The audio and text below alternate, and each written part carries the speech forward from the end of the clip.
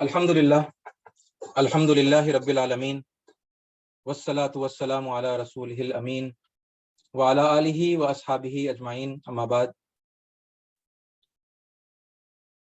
मेरे अजीज भाइयों और बहनों, अस्सलामु अलैकुम व रहमतुल्लाहि व बरकातुहू। कल की टॉपिक के कंटिन्यूएशन में आज एविडेंस के सिलसिले में एक और पहलू को इंशाल्लाह हम देखना शुरू करेंगे। इम्पोर्टेंस ऑफ एविडेंस इन दावा, दावत में साक्ष्य या सबूत या प्रमाण का महत्व, दावत में दलील की अहमियत। ठीक है, ये उन्वान है और ये एक अलग यानी कि टेक है ना, एक अलग पर्सपेक्टिव से एविडेंस के सिलसिले में हम बात कर रहे हैं। वो जो 3 माइंडसेट वाला टॉपिक था उसमें हमने ये देखा कि भाई साइंटिफिक एविडेंस भी होता है और इमोशनल एविडेंस भी होता है और स्क्रिप्चरल एविडेंस भी होता है। ठीक है, अब हम यहाँ पर जो देखने वाले हैं ये थोड़ा सा यानी स्क्रिप्चरल एविडेंस के तरफ यानी ये जो गुफ्तगू है ये फोकस होगी। ठीक है, अगरचे कि बातें जनरल भी हैं, सारे एविडेंसेस को अप्लाई करती। ओके, अब ये देखें the fundamental process of our reformation activity. ठीक है, ये एक प्रेजेंटेशन है जो या प्रेजेंटेशन का एक स्लाइड है जो एक पहली प्रीवियस टॉपिक का है। ठीक है, चूंकि हमारे इस रमजान के क्लासेस के अंदर ये टॉपिक अभी तक कवर नहीं हुई है, तो यानी मैं ये एक स्लाइड को मुख्तसर आपके सामने समझा दूं। ठीक है, फिर हम ये टॉपिक को लेकर आगे बढ़ेंगे। देखिए, असल में बात शुरू हमसे होती है, जब भी दावती बात होगी ना, तो सबसे पहला जो काम होगा और जो पहल होगी वो दाई की तरफ से होगी, है ना, क्योंकि अल्लाह ताला ने हमें हुक्म दिया है कि जाओ और लोगों को हक के तरफ बुलाओ, लोगों को बताओ। Isn't it? यानी ये सीक्वेंस अल्लाह ताला ने कुरान मजीद में नहीं यानी इसका हुक्म नहीं दिया कि वो लोग तुमसे आकर पूछेंगे, है ना, कि तौहीद क्या है और इस्लाम क्या है और हक क्या है, तब तुम बताना। बल्कि हमें हुक्म दिया गया है कि हम पहल करें, है ना, और हम जाएं और लोगों के सामने हम प्रेजेंटेशन हक का जो है वो करें। ठीक है, जब हम हक का प्रेजेंटेशन करेंगे तो मतलब हम 2 बातें उनके सामने, जो बुनियादी बातें, ठीक है, वैसे तो बहुत सारी बातें करने की होती हैं लेकिन बुनियादी बातें 2 होंगी। ठीक है, हम उनसे कहेंगे कि जो इररिस्पॉन्सिबल थॉट है वो गलत है। यानी दीनी इस्तिलाहात के अंदर अगर मैं आपसे कहूं कि शिर्क जो है वो गलत है, उनको कहना पड़ेगा, और रिस्पॉन्सिबल थॉट इज राइट। ठीक है, जिसको हम ये कह सकते हैं कि तौहीद जो है वो दुरुस्त है ना, ये हम कहेंगे। राइट, ला इलाहा इल्लल्लाह, ये जो यानी कि डिक्लेरेशन हमें करना है उसके अंदर तरदीद शिर्क भी है और इस बात तौहीद भी है। राइट, ये दोनों मतलब हमें बातें उनके सामने रखनी। अगर हमने ढंग से ये बात लोगों के सामने रखी, उन बहुत सारे उसूलों को मद्देनजर रखते हुए जो सलीका, जो तरीका अल्लाह ताला ने कुरान मजीद में सिखाया है और प्यारे नबी मोहम्मद सल्लल्लाहु अलैहि वसल्लम ने अमलन करके दिखाया है, उनको अगर हम समझते हुए लोगों के सामने बात रखेंगे तो अक्सर लोग आपकी बात को मान लेंगे, बहुत तेजी से मानेंगे। ठीक है, लेकिन कुछ लोग नहीं भी मानेंगे। ओके, तो जो लोग नहीं मानेंगे, अब ये देखिए यहां पर क्या हुआ, यहां से स्टार्ट हुआ ये जो ट्रायंगल है ना नटशेल का, तो हमने पहल की, हमने लोगों के सामने बात रखी। ओके, और हमने तरदीद शिर्क और इस बात तौहीद उनके सामने पेश की। राइट, तो बहुत सारे लोगों ने मुमकिन है कि वो मान लेंगे। ओके, मतलब कुरान की रोशनी में हमें यकीन है कि वो मान लेंगे। ओके, शर्त ये है कि तरीका हमारा कुरान और सुन्नत के मुताबिक हो। राइट, ओके, और कुछ लोग नहीं मानेंगे। ओके, वो लोग क्या करेंगे, वो लोग ऑब्जेक्शन करेंगे, सॉरी, ओके, वो लोग क्या करेंगे, आपकी बात को ऑब्जेक्ट करेंगे, है ना, उसकी मुखालिफत वो लोग करेंगे। वो कुछ ही लोग होंगे। अच्छा, उनकी मुखालिफत क्या होगी, उसको अगर हम समराइज कर लें तो वो क्या बोलेंगे, है ना, वो बोलेंगे कि नहीं भाई, इररिस्पॉन्सिबल थॉट जो है वही सही, यानी शिर्क ही ठीक है। ओके, मोटी मोटी बात, शिर्क ही ठीक है, तौहीद गलत है। ओके, वो आपके जो आपका जो आर्ग्यूमेंट है उसका एग्जैक्टली ऑपोजिट वो आपको बताएंगे। ٹھیک ہے, تو اس موقع پر پھر آپ کو کیا کرنا پڑے گا, آپ آ جائیں گے اسٹیپ نمبر 3 کے اندر. آپ پھر کلیریفیکیشن ان کو پیش کریں گے, آپ وضاحت پیش کریں گے کہ نہیں بھائی توحید ہی صحیح ہے اور شرک ہی غلط ہے نا. یہ آپ ان کو بتائیں گے, ان کے سامنے ایکسپلین کریں گے. اور یہ وہ موقع ہے عام طور پر, اگر اس سیکوینس کو اگر فالو کیا جائے گا تو یہاں پر ایویڈنس عمل میں آئے گا, ہے نا. یعنی آپ نے کہا کہ بھائی گاڈ از ون, سامنے والے نے مسکرا کر کہا کہ یا او ایون آئی ایگری, میں بھی بالکل سہمت ہوں اس بات سے کہ جو ہے اوپر والا جو کریٹر ہے, سپریم بینگ ہے, وہ ایک ہی ہے, وہ ایک ہی ہو سکتا ہے, ایک کے علاوہ اور کوئی ہو نہیں سکتے. I agree. اگر وہ ایگری کرے گا تو ہم یعنی پھر بھی اسے سمجھانے کی نہیں نہیں نہیں آپ اتنا جلدی ایگری کیسا کر لیے, ٹھہرو میں ابھی ثبوت دینا ہے, بلکہ آپ ثبوت تو نہیں دیں گے نا. یعنی وہ ایگری ہو گیا ہے تو پھر الحمدللہ یہ آگے کا جو پروسیس ہے وہ آپ کے لیے سمپلیفائی ہو گیا, وہ آپ کو کرنا ہی نہیں پڑے گا, isn't it؟ تو عام طور پر یہ سیکوینس ہوگی ہماری گفتگو کی کہ ہم حق بات پیش کریں گے اور کچھ لوگ آبجیکٹ کریں گے, اور پھر جب لوگ آبجیکٹ کریں گے تو پھر کیا ہوگا, وہاں پر ایویڈنس عمل میں آئے گا. جب ہم کلیریفائی کریں گے تو پھر ہم بتائیں گے کہ نہیں بھائی دیکھیے سائنٹیفکلی, اگر وہ سائنٹیفک مائنڈیڈ ہے تو, ہے نا, یا ریشنل لاجیکل جو بھی ہے, وہ اگر لاجیکلی کہے کہ نہیں بھائی دیر از نو کریٹر اور there are more than one creators, ٹھیک ہے, تو پھر آپ سائنٹیفکلی ایویڈنس آپ دے کر ان کو سمجھائیں گے. اسکرپچرل ہے تو پھر اسکرپچرل ایویڈنس, ہے نا, آپ ان کو دے کر سمجھائیں گے.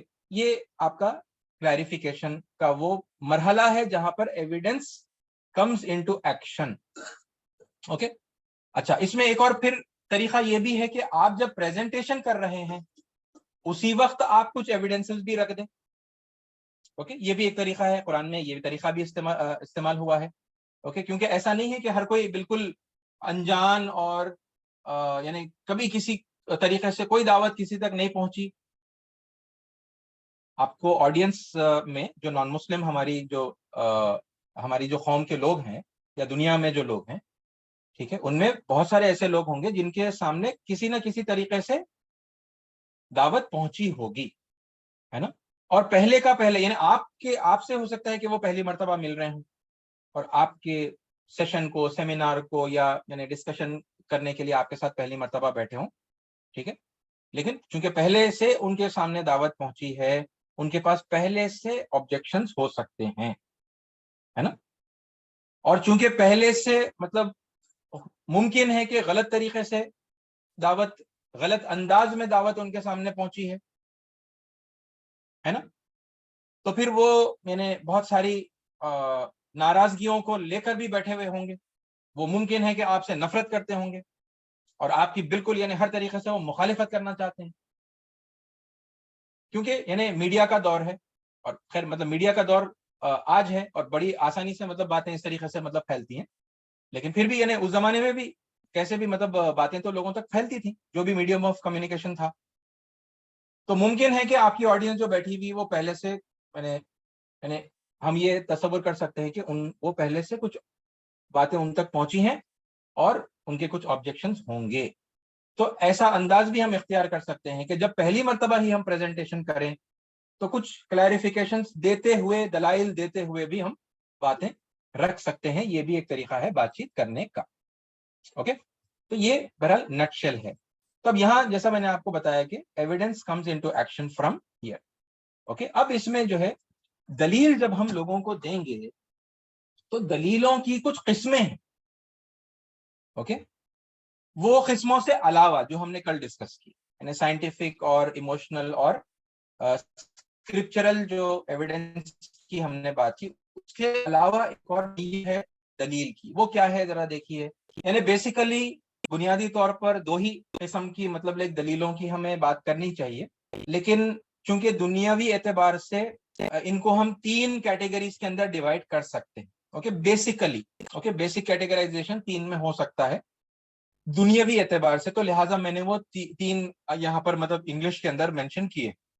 اوکے, دینی اعتبار سے اگر دیکھا جائے تو 2 ہی اصطلاحات ہیں. کیا کیا ہیں؟ پہلا والا ہے دلیل قطعی.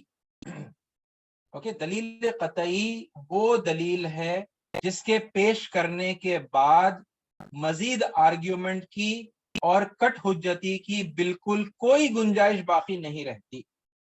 اوکے, یعنی جنرل میں اس کا میننگ آپ کو بتا رہا ہوں. دلیل قطعی وہ دلیل ہے جس کے پیش کر دینے کے بعد میں کوئی کٹ حجتی کی گنجائش باقی نہیں رہتی. اس کے بعد یا مطلب ایکسپٹ کرنا ہی کرنا ہوگا.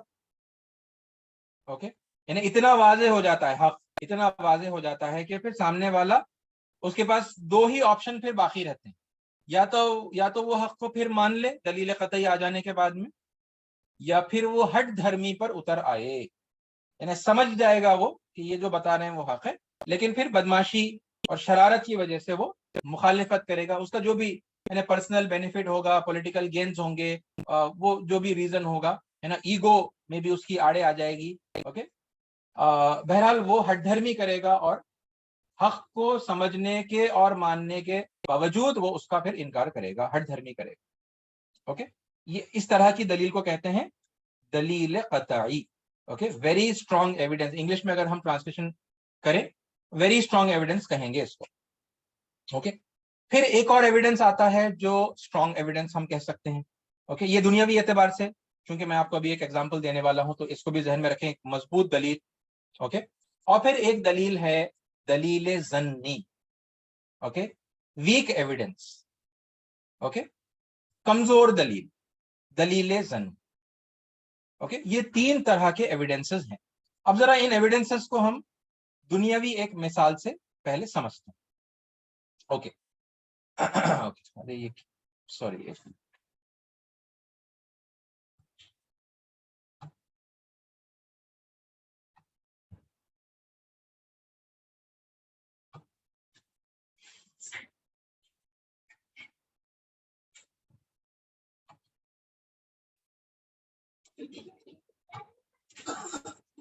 جی.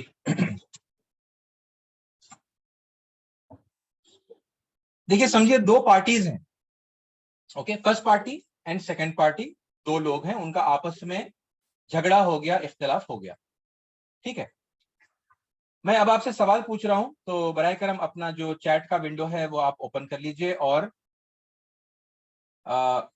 تیزی سے, مطلب میں چاہوں گا کہ آپ اس میں سوالوں کا جواب دیں. اوکے, فرسٹ پارٹی نے اگر کورٹ میں, دنیا کے کورٹوں کی ہم بات کر رہے ہیں, اوکے, فرسٹ پارٹی نے کورٹ میں اپنے گھر والوں میں سے کسی کو, اوکے, کسی پرسن کو, کسی بڑوں کو, ٹھیک ہے, اپنے فیور میں بات کرنے کے لیے, اپنے حق میں گواہی دینے کے لیے اگر پیش کیا کورٹ میں, تو اسے کس طرح کی دلیل مانا جاتا ہے کورٹ میں, بتائیے. اسٹرانگ ایویڈنس یا ویری اسٹرانگ ایویڈنس یا ویک ایویڈنس. اوکے, آپ شارٹ میں یعنی وہ لکھ دینا, ویری اسٹرانگ وی ایس لکھ دیجئے یا وی لکھ دیجئے. اوکے, اور اسٹرانگ کے لیے ایس لکھ دیجئے, ویک کے لیے ڈبلیو لکھ دیجئے. اوکے, ایک بہن نے لکھا ہے اسٹرانگ, حامد بھائی نے لکھا ویک, فرینا بہن نے لکھا ویک, ندیم بھائی نے لکھا ویک. جزاک اللہ. دیکھیے اپنے آپ کا جھگڑا کسی اور سے ہو گیا ہے نا, آپ سمجھیے آپ فرسٹ پارٹی ہیں, اب آپ کے فیور میں گواہی دینے کے لیے آپ کے گھر والے آ رہے ہیں کورٹ میں, جو ہے انہوں آپ کے فیور میں گواہی دے رہے, تو اس گواہی کو دنیا کی کسی بھی عدالت کے اندر ویک ایویڈنس کے طور پر ایڈمٹ کیا جاتا ہے. کیوں؟ کیونکہ آپ کے گھر والے ہیں تو زیادہ اس بات کا امکان ہے کہ وہ آپ کے ہی حق میں بات کریں گے, اپنے بچے کو بچائیں گے وہ لوگ. اپنا بچہ مطلب اگر کوئی بڑے ہیں ہے نا, آپ کی بیوی ہے تو بیوی اپنے شوہر کو بچائے گی, ہے نا, آپ کی اولاد آ کے آپ کے حق میں گواہی دے رہی تو مطلب بھائی اولاد اپنے والد کو بچائیں گے, دوسروں کو بچائیں گے. غالب یعنی امکان, غالب گمان بڑا, یعنی کہ اس میں چانس یہ ہوتا ہے کہ لوگ اپنے ہی گھر والے کو ڈیفینڈ کریں گے. لہذا اس ایویڈنس کو کورٹ ایڈمٹ تو کرتا ہے, دنیا کے کورٹ ایڈمٹ کرتے ہیں, ٹھیک ہے, لیکن اسے ویک ایویڈنس کے طور پر ایڈمٹ کیا جاتا. اوکے تو जिन्होंने भी वीक एविडेंस का जवाब दिया है आपने बिल्कुल सही कहा। ओके अब मैं दूसरा सवाल आपके सामने कर रहा हूं, अगर कोई थर्ड पार्टी यानी न तो वो फर्स्ट पार्टी को बिलोंग करता है वो शख्स, ना वो सेकंड पार्टी का कोई रिश्तेदार है ना, उनसे भी उनका कोई ताल्लुक नहीं है, बिल्कुल दोनों से ला ताल्लुक एक पार्टी है थर्ड पार्टी, वो आकर फर्स्ट पार्टी के फेवर में अगर गवाही दे रहे हैं कि माय लॉर्ड फर्स्ट पार्टी हक पर है, ये सेकंड पार्टी धोखा दे रही है, इसे किस तरह का एविडेंस कोर्ट जो है समझता है? वेरी स्ट्रॉन्ग एविडेंस या स्ट्रॉन्ग एविडेंस या वीक एविडेंस, ये तीनों में से आप बताइए। जी जी जज़ाकल्लाह, जवाब आने लगे हैं। फरहीना बहन ने लिखा स्ट्रॉन्ग, नदीम भाई ने लिखा वेरी स्ट्रॉन्ग, हामिद भाई ने लिखा स्ट्रॉन्ग। ओके जी जज़ाकल्लाह। देखिए हमारे डिस्कशन के लिए अगरचे के मतलब ये फिर वेरी स्ट्रॉन्ग में भी काउंट कर सकते हैं, ठीक है, लेकिन this let us consider this as a strong evidence, क्योंकि एक और है जो अभी फिर मैं आपसे पूछने वाला हूं। ओके क्यों थर्ड पार्टी के एविडेंस को यानी इतनी अहमियत दी जा रही है? Why is it being considered as a strong evidence? क्योंकि यानी लॉजिकली ना उनका आपसे कोई लेना देना है ना उनसे कोई ताल्लुक है ना, तो किसी के हक में है ना बायास्ड उनका जो है एविडेंस नहीं रहेगा, इसका इम्कान ज्यादा होता है, तो लिहाजा उनकी गवाही को, उनके एविडेंस को एक बहुत इंपॉर्टेंस है ना और स्ट्रॉन्ग एविडेंस कंसिडर किया जाता है। ओके वेरी गुड जज़ाकल्लाह। ये स्ट्रॉन्ग और वेरी स्ट्रॉन्ग में क्यों ये फर्क मैं कर रहा हूं अभी आपको फिर समझ में आ जाए। अच्छा अगर ऐसा हो गया, अब ये तीसरा सवाल है, देखिए उसका भी आप जवाब दीजिए। अगर ऐसा हुआ कि जो सेकंड पार्टी है यानी जिसके खिलाफ आपका झगड़ा चल रहा है ना, या फर्स्ट पार्टी का झगड़ा चल रहा है, उसके घर वालों में से कोई आ गया और उसने बताया कि साहब ये जो सेकंड पार्टी है, ये जो हमारा बच्चा है, ये धोखा दे रहा है, ये झूठ बोल रहा है, दर हकीकत सच्चाई पर, हक पर फर्स्ट पार्टी है, इसे आप या कोर्ट किस तरह का एविडेंस समझेगी? वेरी स्ट्रॉन्ग एविडेंस या स्ट्रॉन्ग एविडेंस या वीक एविडेंस? जी जज़ाकल्लाह। तत्काल एंटरप्राइजेस से जवाब आ गया, फरीना बहन, हामिद भाई। जी very strong evidence, very strong evidence इसे कोर्ट समझेगा। क्यों? क्योंकि भाई गालिब गुमान और इम्कान तो इस बात का होता है कि उनके घर वाले उनके फर्ज को बचा लेंगे, और ऐसा बहुत रेयर होता है कि यानी कोई इतना है ना हक के सिलसिले में मतलब इतना जो है क्या बोलना चाहिए, हाईली मोटिवेटेड होता है कि वो आए और अपने घर वालों के खिलाफ गवाही दे और बताए कि भाई नहीं सामने वाला हक पर है ना। ऐसा बहुत चूंकि कम लोग करते हैं, तो इस तरह के एविडेंस को वेरी स्ट्रॉन्ग एविडेंस कहा जाता है। ओके ये दुनिया में दलील के यानी कि कैटेगराइजेशंस हैं ये। ओके कि वीक एविडेंस, आपके घर वाले आपके हक में आके बात करें तो ठीक है, एडमिट तो करता है कोर्ट उस एविडेंस को, मगर it will be considered as a weak evidence. हाँ थर्ड पार्टी है जिसका ना आपसे और किसी और से लेना देना है, तो वो आपके हक में गवाही दे रहा, तो it will be considered as a strong evidence. और अगर जो मुखालिफ पार्टी है उनके घर वाले आके आपके हक में गवाही दे रहे हैं और उसके खिलाफ गवाही दे रहे हैं, है ना, तो फिर this is considered as a very very strong evidence. ठीक है अब आप देखें, अब इसी यानी पस मंजर को जहन में रखते हुए यानी आप ये सोचें इस मौके पर कि यानी यही यानी कितनी फितरी बात है और कितनी इंसाफ पर मबनी बात है ये, है ना। और अब आप जो एग्जाम्पल देखने वाले हैं, है ना, आप देखेंगे कि इस्लाम कितना फितरी दीन है ना, क्योंकि इस्लाम ने बिल्कुल यानी वो बात जो लोगों ने अपने दिमाग से सोचकर समझकर है ना दुनिया में जो इंसानों ने कानून बनाया है वो कितना मतलब जब मुनासिब मालूम हो रहा है, तो फिर यानी कुरान मजीद तो बिल्कुल उसके ऐन मुताबिक हमें गवाही देता है, तालीम देता है।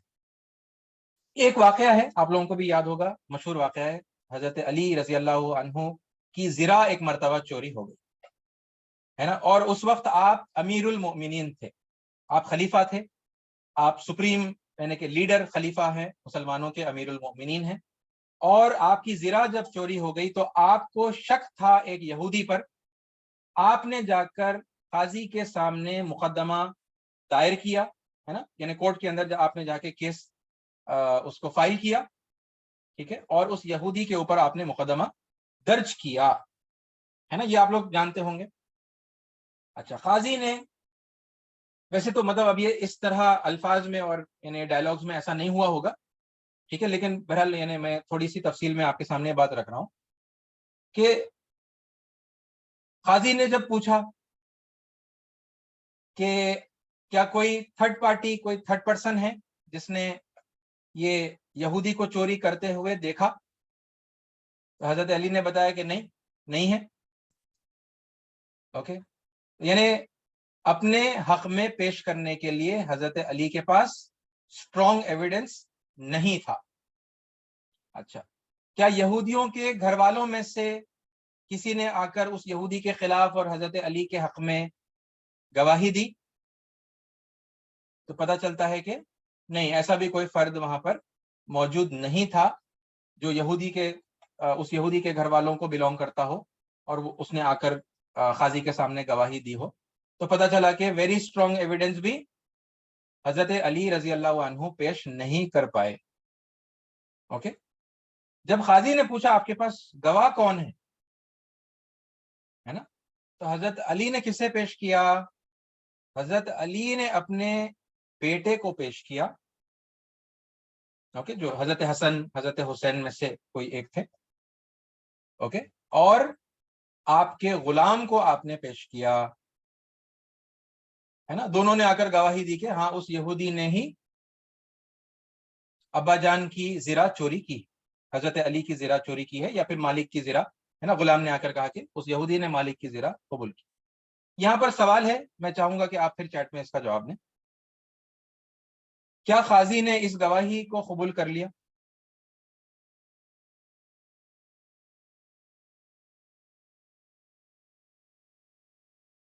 یا قاضی نے اس گواہی کو رد کر دیا؟ جی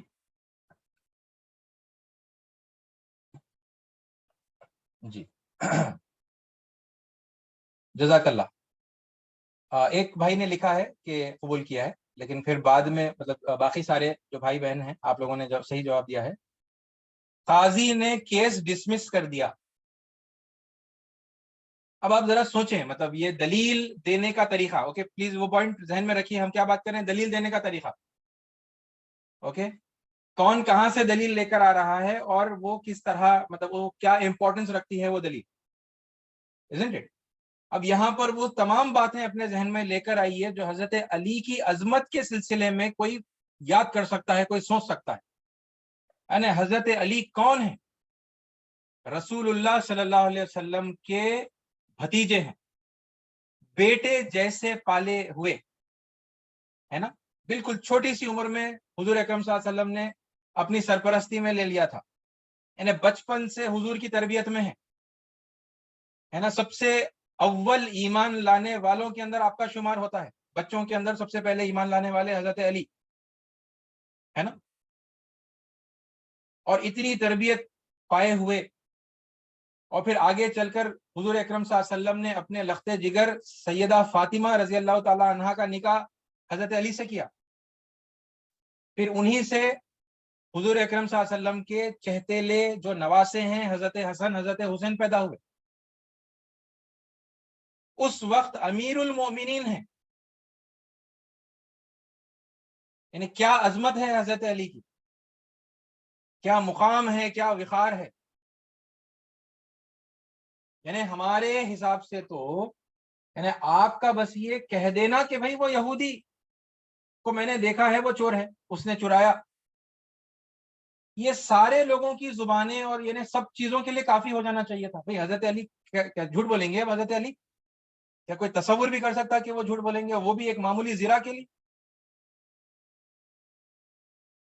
لیکن اب یہاں پر کیا ہے, یہ سب عظمتیں اور یہ جو مرتبہ, یہ ان کا پوزیشن, یہ ان کا رشتہ,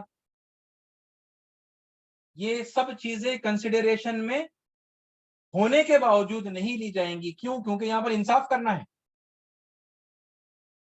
اور یہ عظمتوں کی بنیاد پر انصاف کرنے کا طریقہ وہ اسلام کا طریقہ نہیں ہے. ہے ना, कि किसी का पोजीशन देखा जाए, उनका मर्तबा देखा जाए और बस उन्होंने बोल दिए तो मतलब वो यानी एक्सेप्ट करके फिर फौरी दूसरे को जो है गिल्टी डिक्लेयर कर दिया जाए, उसे सजा दे दी जाए, नहीं।